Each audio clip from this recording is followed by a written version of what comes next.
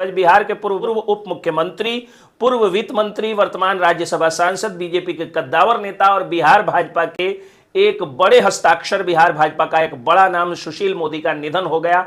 उन्होंने अंतिम सांस ले ली है। उन्हें कैंसर था, 72 वर्ष के वो थे।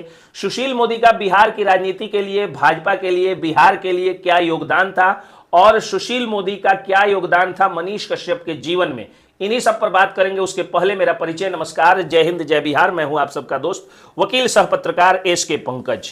सुशील मोदी एक ऐसा नाम जिन्होंने इंदिरा गांधी के इमरजेंसी का विरोध किया, जिन्होंने जेपी आंदोलन में एक महती भूमिका निभाई। जेपी आंदोलन से निकले हुए 3 बड़े नेताओं में से एक, 3 बड़े नेता मतलब लालू प्रसाद यादव, नीतीश कुमार और सुशील मोदी।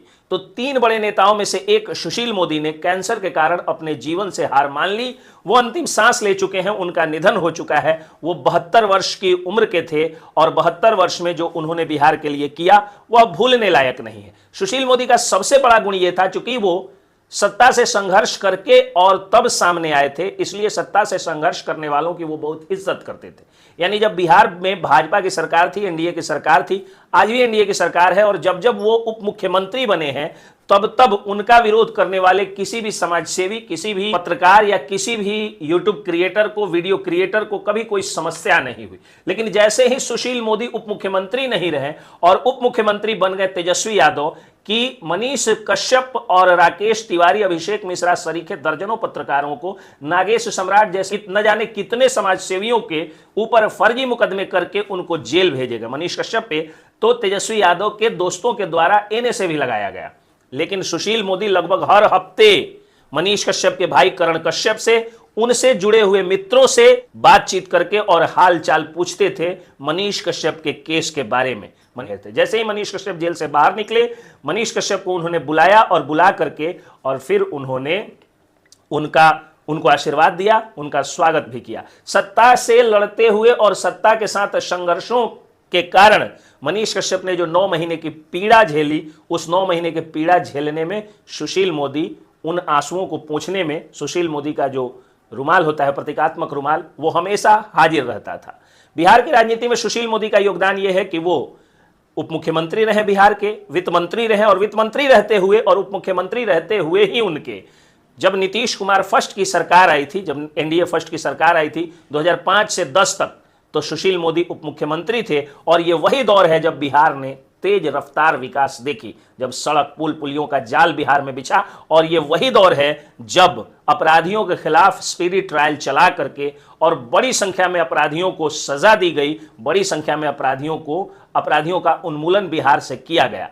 और ये वही दौर है जिसको सुशासन के दौर के रूप में जाना जाता है। सुशील मोदी की कई सारी विफलताएं भी रही होंगी और थी भी, लेकिन किसी व्यक्ति के निधन पर उसके विफलताओं की नहीं बल्कि उसके सफलताओं की ही चर्चा होती है।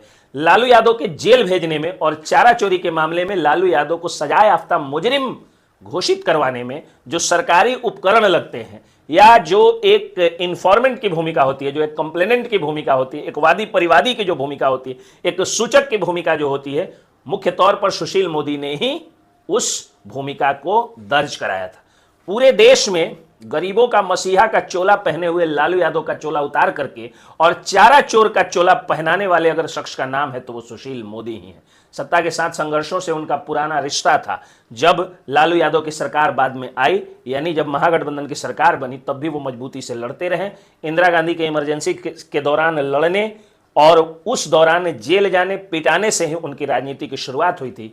जयप्रकाश नारायण, लोकनायक जयप्रकाश नारायण का आशीर्वाद प्राप्त शिष्य सुशील मोदी कैंसर से जंग हार गया, अपने जीवन का जंग हार गए और उनका निधन हो चुका है। हमारी भगवान से यही प्रार्थना है कि भगवान उन्हें बैकुंठ में स्थान दे, श्री चरणों में स्थान दे, और पवन सिंह के उस गीत की तरह कि कुछ दिन रखकर अपने धाम में लौटा देना ऐ मेरे भगवान। अब उनको और मजबूत करके उनका पुनर्जन्म बिहार में दीजिएगा, ताकि वो फिर से आए और अहंकारी सत्ता से संघर्ष करके सत्ता के शिखर तक पहुंचे और बिहार को वही तेज रफ्तार विकास जो 2005 से 10 तक मिला है, उसमें 10 गुना ज़्यादा वेग के साथ, 10 गुना ज़्यादा रफ्तार के साथ बिहार विकास देखे। जय हिंद, जय बिहार।